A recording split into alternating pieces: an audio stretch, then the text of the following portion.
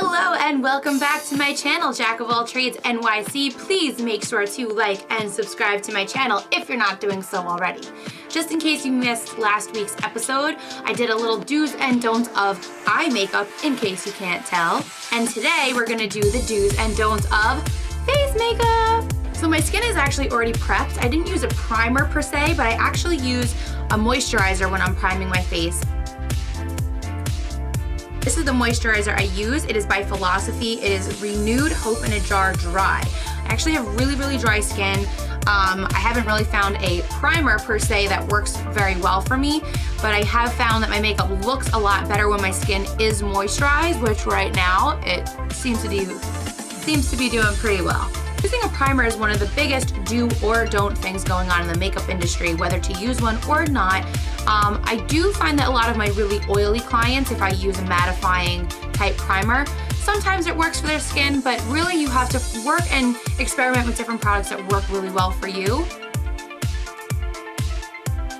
So the first thing I like to use when I start my face is a concealer. I started using Tarte Shape Tape not too long ago, but I got a recommendation from a friend. I happen to really love it and it works really well for me for what I use it for. A lot of people use their concealer to brighten underneath their eyes, maybe a couple blemishes here and there. But when you're picking your concealer color, try not to go too much lighter than your own skin tone. That being said, try to keep your concealer shade about 1 to 2 shades lighter than your foundation color. And for me, this happens to work pretty well. When applying your concealer, you actually don't want to start making crazy shapes and everything all over your face. It's gonna look a little bit ridiculous, a little too overdone. So when I do my concealer, I actually like to do only where I need that extra brightness. So I'm gonna take my Shape Tape. I'm actually just gonna dab a couple little dots under my eye where I have a little bit of that bluish purple under eye.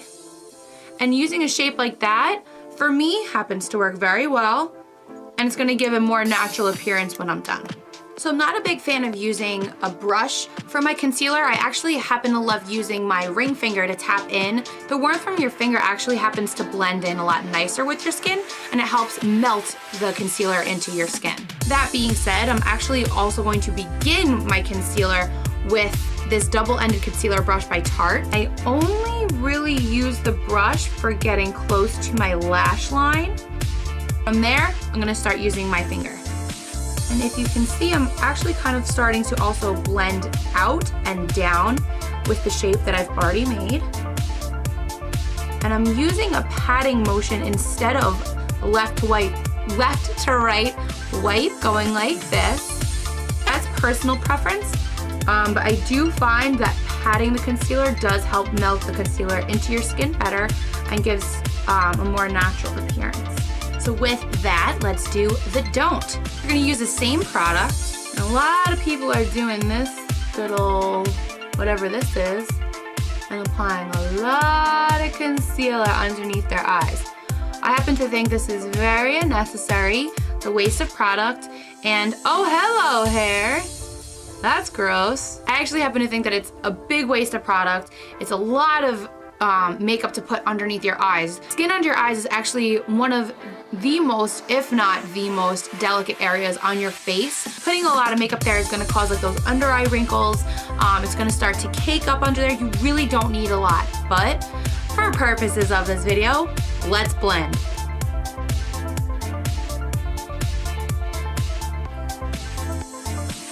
If you take a look, you're gonna notice this side is more natural and bright. This side is just a lot.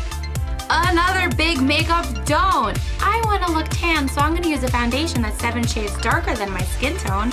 No, don't do this. Please don't do this. That's what your bronzer and things are for. Please, please, please just match your skin tone. For demonstration purposes, I'm actually going to use 2 different foundations on my face. The foundation that I really like to use is the MAC Pro Longwear. This is NC35 in the Nourishing Waterproof formula. The shade that I'm going to tell you not to use is Makeup Forever. This is R360 145 in the Makeup Forever HD foundation. A good way to figure out what shade your makeup needs to be is actually by looking in this area right here. Sometimes your neck is a little bit lighter than your face, or vice versa, depending on if you're exfoliating your face every single day. Whatever the case may be, this is a good area to look to see what foundation shade is the best for you and your skin. For me, a little bit of foundation goes a very long way.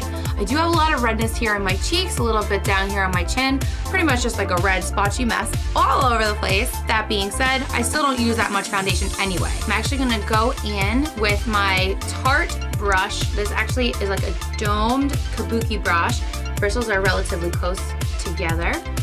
And I put a little bit of that foundation on my hand. I actually don't like to use anything more than this. And I'm gonna tap the brush into the top of that. And what I like to do when I start with my foundation, I actually like to stipple my foundation onto my face in my problem areas and then blend out from there. So I'm actually gonna start where I have a little bit of redness here, a little bit down here. And as I'm stippling, I'm actually also using this rotating motion.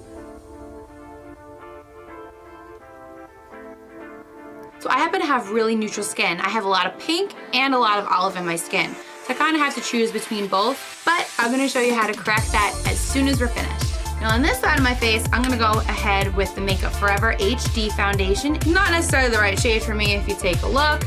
It's a little bit on the darker side, but I wanna be tan. One thing that you definitely don't ever wanna do is over apply your foundation.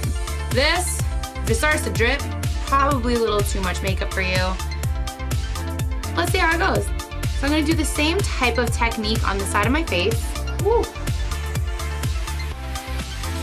So I don't know if you can really tell, but this side of my face is a little bit too dark. This side is starting to match really, really well. It's just a little bit on the yellow side. So we're gonna go ahead and correct that. If you are familiar with MAC products, they have a little bit of a number letter system that might be a little bit confusing, but let's just do a quick recap. Your NCs are gonna be more olive tones, your NWs are gonna be more pink tones.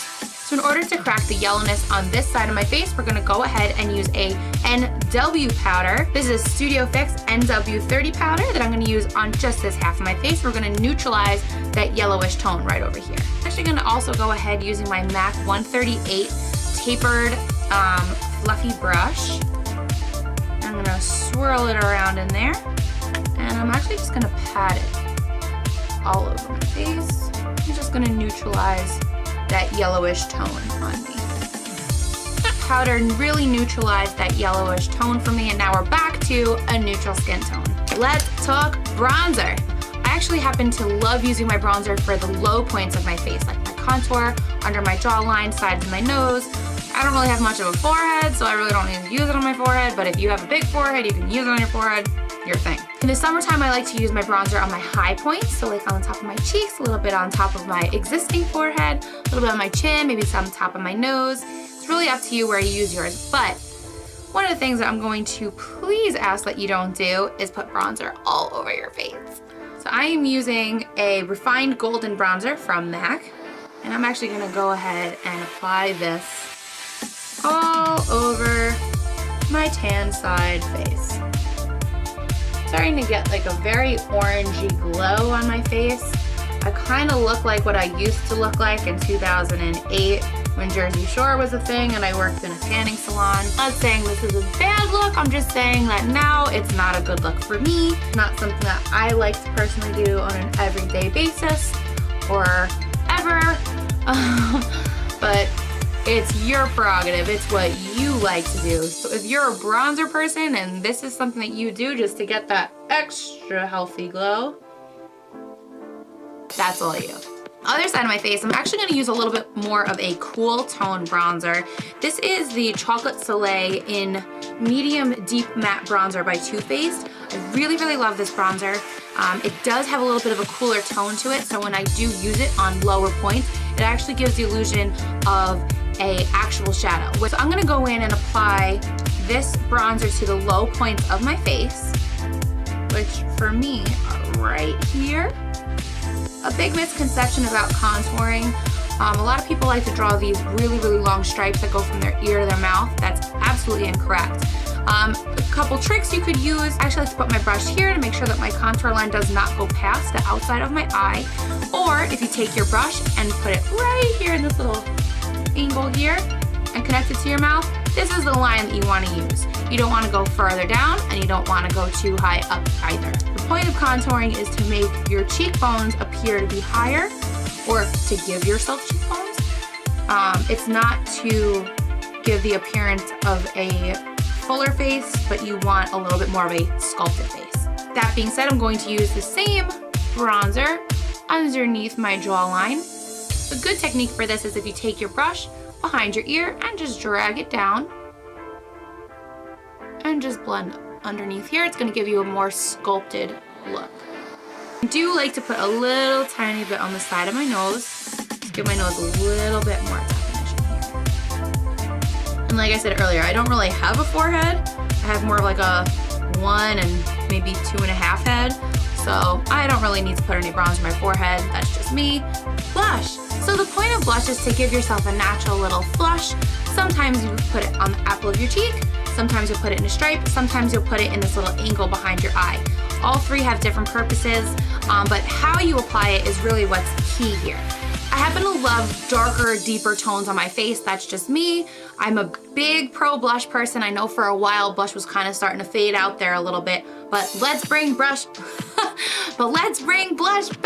I'm gonna go in with my MAC 129 blush brush, and I'm going to use the color Gleeful. This is a mineralized blush from MAC. And on this side of my face, I'm actually gonna start applying right to the apple, and I'm going to start blending it back. I'm not using too much product here. Like I said, like you wanna give yourself a natural flush and then start to work that product in and blend. I'm only using a tapping motion. I'm not swirling around, dragging my brush left to right. This is just the type of look that I prefer. I do like to use a lot of blush on a regular day. If I had one product, that's probably the one product I would use. But I think a rosy cheek is sort of adorable. I'll actually even go a little bit on the tip of my nose and call it a day. But not to do with blush is to use way too much product. You're gonna get a little bit too much pigment, and the way that you apply it is really gonna make a big difference. Try not to do one of these. You're gonna get a lot of color. It's gonna look very sunburned. It's a little different. Yay! Quick discussion about some highlighters. Highlighters are a really big thing. They're starting to phase out a little tiny bit, but I'm always one for a good highlight. I'm really loving the Hyper Real Glow by MAC. I really like this product because you can use it for pretty much anything. I like to use the really bright shade sometimes on my tear duct. If I'm feeling, you know, a little adventurous, I'll put a little bit more of a streak here. You can really do whatever you want with it. For this video, I'm actually gonna use all 3 tones, and I'm just gonna give it a little swipe like this, tap it off, and then you're gonna use that brush to do a little bit of strobing, if you will. And try not to bring that highlight too far downward. You don't wanna bring it so close to your eye. You're gonna start to get a little bit of a greasy look, but you're gonna get too much build up right under here. And this is the Sigma Strobing Fan Brush, by the way. Okay, so once you have that applied, I'll also go back in, take a little tiny bit, and just dab the top of my nose. And that's all the highlighter I'm gonna use. I'm not gonna use too much. I'm not gonna go crazy and put it all over my face. Never wanna put it on your chin. I'll show you why in just a second. Left side of my face, I'm gonna go ahead and use the Lilac Geode highlighter by Becca. It's actually one of my favorite highlighters. It has a little bit of a purplish hue to it, which happens to look really nice on my skin, but I'm gonna show you how not to use it right now. So I'm gonna apply this guy all under my eyes, going back. I'm gonna apply on the top of my nose. Try to make my nose look huge. Down on your chin. I know there's a lot of people out there who love a good highlight, but unfortunately, girl, this is not a good highlight. Because your face is glowing does not mean it's okay. If you're gonna do a highlight under here, matte highlighter is probably the way to go. The point of a highlight is to bring forward some of your features. You don't wanna use too much, Exhibit A. You wanna use just the right amount for your face. Before Before we put on some lipstick, we're gonna go ahead and use a finishing spray. I don't like any finishing sprays that are too stiff, and also because I have dry skin and sometimes the product tends to settle into my skin, I like to use the MAC Prep and Prime Fix Plus spray. I'm just gonna go ahead and give my face one quick little spritz. Dry, baby, dry. Finishing touches, we're gonna do some lipstick. I'm going to use the lip pencil Staunchly Stylish, and I'm going to use the lipstick Baby's All Right, both MAC products. I'm gonna overdraw my lips just a little bit. I do have a little bit of an uneven lip shape, so that's gonna help even me out. But I'm gonna show you how to and how to not overdraw your lips. A really good tip that I picked up from a fellow makeup artist was if you're trying to overdraw your lips, start with a shade that's really close to your natural lip color, which for me, this is pretty close. If you're overdrawing, if you start overdrawing your lips with a more natural lip pencil, you're going to give the appearance that your lips are naturally fuller. And then if you want, you can always go over that natural colored line with a darker liner or whatever you choose to do.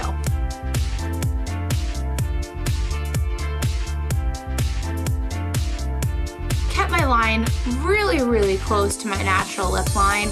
And on this side, I'm actually gonna overextend just a little bit so you can kind of see the difference. I don't know if you can see, I'll come a little closer. This side is overdrawn a little bit too much. It's gonna look a little too plump, but I'll show you in just a sec. Now I'm gonna take my Baby's All Right lipstick.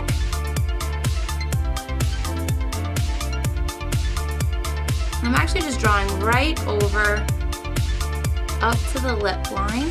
And then on this side, same thing, just apply the lipstick right up to the lip line.